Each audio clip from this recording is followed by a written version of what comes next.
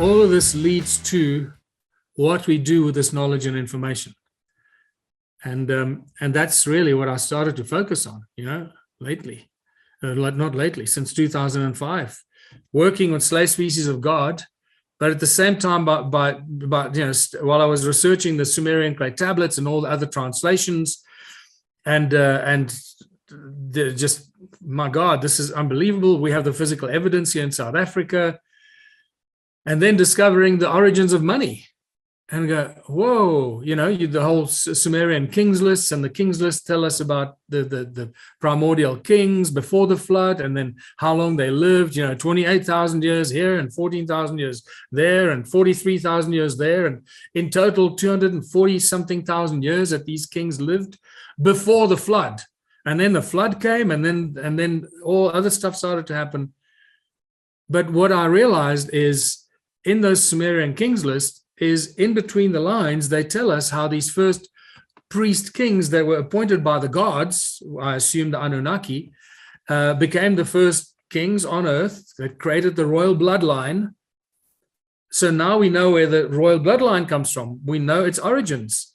They were appointed by the gods.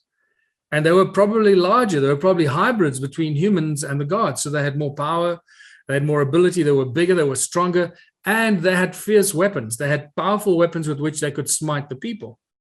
Otherwise, why would anybody listen to them? This land belongs to me. You go plow that land and bring me all the food. No, screw you.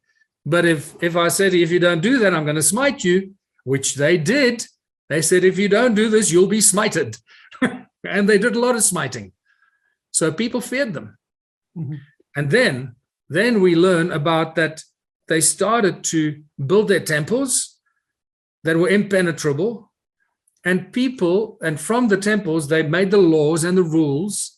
So it was the place of law that their rules were made, and where they dispensed justice from their temples. So it was the court as well, and it became the bank where they created the first forms of money, and they issued the first forms of money in the form of clay tablets, in the form of promissory notes. And the moment I read that, I went, oh my God. This is modern banking in ancient times, creating promissory notes on clay the way we create promissory notes on pieces of paper. And that's when the penny dropped for me. I went, oh my God, money did not evolve out of thousands of years of bartering and trading to be this wonderful thing that helps humanity, progress. No, money was introduced as a fully evolved idea of enslavement and manipulation by these ancient priest kings that were very much smarter, obviously, than we are. And money was introduced fully and wholly as an absolute tool of enslavement.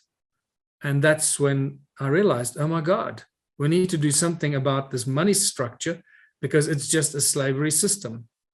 So while I was releasing Slave Species of God, I was also formulating the ideas for the whole Ubuntu book and contributionism parallel tracks, Yeah, so you want to tell us about your Ubuntu book, because that's what you've been working on the last few years, and alternative banking and kind of like going small, improving or strengthening local communities. So you want to tell us about Ubuntu and your more recent research? Yes, so that's very important. Just to recap, all the stuff we spoke about, the Anunnaki, the origins of humankind, the gold mines, and all that stuff. That's very important information. And I used to, for the last 14 years, or longer, I've been doing these tours around the world, talking about the ancient stuff, talking about those discoveries, but always ending up on this note. So now that we have all that knowledge about the origins, Anunnaki, and all that other ancient stuff, it's great knowledge, but what are we going to do with this knowledge? If we don't use this knowledge for the benefit of humanity, then it's just a waste of time. And if we know that money was created as a tool of enslavement, then we better get off our asses and do something about it. And that's when I started to talk about the idea of contributionism in 2005 already. And then that sort of grew, and by 2008, 2009, it became a very became very vocal about contributionism and the Ubuntu philosophy, which is an African philosophy of community working together for the greatest benefit. People look after each other, take care of each other, and work together so that they all thrive and survive, and not just survive, but thrive and prosper. And so that became a very important part of my message. And that then grew into the Ubuntu movement. By 2012, by 2010, we then registered a political party. We went into politics, believing completely erroneously that we could inject a seed of consciousness into the political beast, and that didn't work at all. I realized that the moment you go into politics, you become an opposition, and you oppose all the other political parties, and that's the last thing we should be doing. We should be doing right now is opposing each other and opposing people.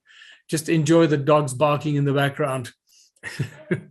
And so, that lasted for a few years, and then it slowly but surely it evolved into what has now become known as the One Small Town Initiative, where we take the philosophy of contributionism, people contributing, working together and contributing towards the greater benefit of everyone in their community with their individual skills and talents, embracing the principle of Ubuntu, where we take care of each other and help each other, and that has now grown and exploded into the One Small Town Initiative, especially during lockdown. Literally from 2020, 2021, that's when people started to think. They were locked down, and it made some people think. People that were obviously ready and prepared for this and ready for this journey, and it was almost a blessing in disguise for the Ubuntu movement and the One Small Town Initiative.